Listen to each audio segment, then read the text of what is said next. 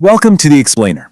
Today, we're diving into the totally hidden history of a tiny, everyday object that's probably sitting right next to your bathroom sink right now. Seriously, it's something so common, we literally never think about it, but this little tool practically conquered the world and completely changed human health forever. We're going on a 5,000-year journey through ancient kingdoms, dangerous trade routes, and even royal palaces, all to answer one deceptively simple question. How in the world did humanity figure out how to keep their teeth in their heads? Okay, let's kick things off with a slightly visceral thought experiment. Imagine waking up tomorrow morning, stumbling into your bathroom, reaching for your toothbrush, and realizing it just doesn't exist. There is no toothbrush, no minty toothpaste, absolutely zero way to get fresh breath. Instead, you're just stuck with the taste of yesterday's dinner hanging out in your mouth. Now, to our modern sensibilities, that sounds absolutely disgusting, right? Section 1. A world without toothbrushes. Believe it or not, for thousands of years, this was just everyday normal. So here's the crucial thing to understand. Early humans, they weren't exactly worried about getting a perfectly white Hollywood smile. Keeping mouths clean was quite literally a matter of life and death. Look, thousands of years ago, you couldn't just call up a dentist for a quick appointment. There were no painkillers to take the edge off, no antibiotics. That meant a simple cavity from a stray piece of food could easily morph into a severe, bone-deep infection. And if that infection spread, it could turn fatal fast. People figured out very early on that cleaning their mouths wasn't about vanity, it was strictly about survival. Section 2. Ancient Solutions for Survival. This really puts the staggering 5,000-year scale of our story into perspective.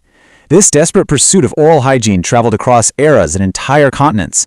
We're talking from the ancient Egyptians in 3000 BC to the Babylonians, over to China's Tang Dynasty around 1000 AD, before finally landing on the modern prototype in 1770.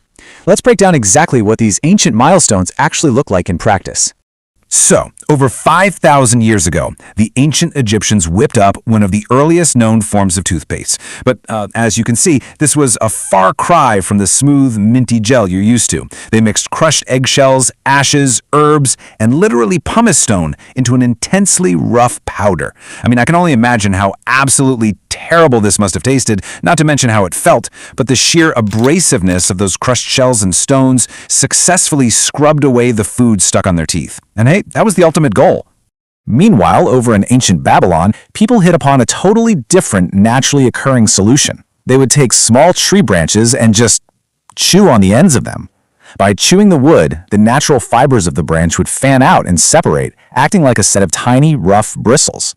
Today, we call them chew sticks. And here's a crazy fact for you. Millions of people around the world still use similar sticks to this very day to maintain excellent oral hygiene. It's just one of those ancient technologies that flat out works. Around the Mediterranean, other civilizations were experimenting with their own wildly unique methods. The Greeks, they relied on rubbing rough cloth heavily over their teeth to wipe away the grime. The Romans used charcoal, crushed shells, and various herbal powders. There were even cultures that skipped the physical scrubbing entirely, relying instead on the belief that certain magical plants had the power to ward off mouth diseases. And while some of this might seem, a bit desperate to us today, every single one of these civilizations shared that same vital goal, keeping their teeth healthy so they could actually survive. Section 3. China's Bristle Breakthrough.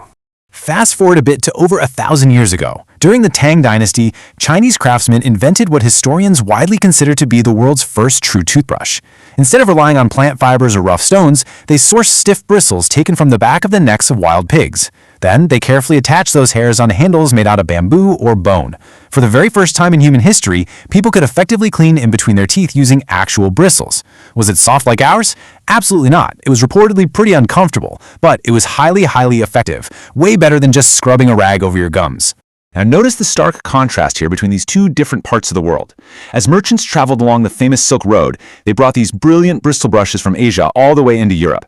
But the Europeans completely rejected them. Yeah, they thought the whole idea of putting animal hair inside their mouths was incredibly strange and maybe even dangerous. So while China was rocking the bristle brush, most Europeans just stubbornly went right on rubbing soot, salt, and homemade powders onto their teeth using dirty pieces of cloth. Section 4. Europe's Deadly Sugar Crisis. During the 17th century, a massive sugar boom swept across Europe. Practically overnight, sweet cakes, candy, chocolate, and luxury desserts became wildly popular and, crucially, much more accessible. People absolutely devour them, but unfortunately, their teeth did not fare so well.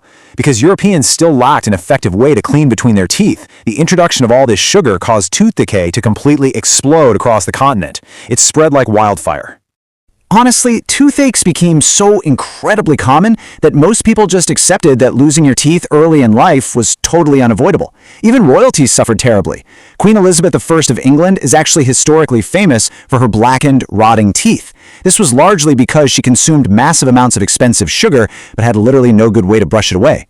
It's such a fascinating paradox when you think about it. Having healthy teeth became the ultimate symbol of wealth, yet even the absolute wealthiest people on Earth couldn't figure out how to keep their mouths clean.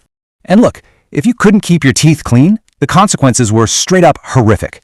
Without proper dental care, the only solution for unbearable tooth pain was a physical extraction. Picture this: busy, noisy marketplaces where traveling tooth pullers would set up shop. They had no anesthesia, no modern medical equipment. They used nothing but simple metal tools, raw physical strength, and honestly, a lot of screaming. It was an experience entirely defined by unbearable pain. People desperately needed a better way to protect their teeth. Section 5. The Prison Cell Invention. In 1770, an English businessman named William Addis found himself locked away in a filthy prison cell. And while he was sitting there serving his time, he watched his fellow inmates going about their daily hygiene routines, which, you guessed it, consisted of rubbing soot and salt onto their teeth with old, dirty prison cloths. Addis looked at this and thought, you know what, there absolutely has to be a better way to do this. So Addis gets to work, literally engineering a solution right there in his cell. First, after finishing a meal, he secretly saved a small piece of animal bone. Second, he somehow managed to drill these tiny little holes into one end of that bone. And finally, he got his hands on some stiff animal bristles, likely from a sympathetic guard or a visitor, and he painstakingly tied them into those drilled holes using wire, sealing the whole shebang with glue. Those 3 ingenious steps resulted in a tool that looked remarkably similar to the very toothbrush you and I use today. But William Addis didn't just stop at making one brush for himself. Once he was finally released from prison, he took his makeshift prototype and turned it into a massive business empire. His company began mass-producing these toothbrushes on a scale the world had never seen before.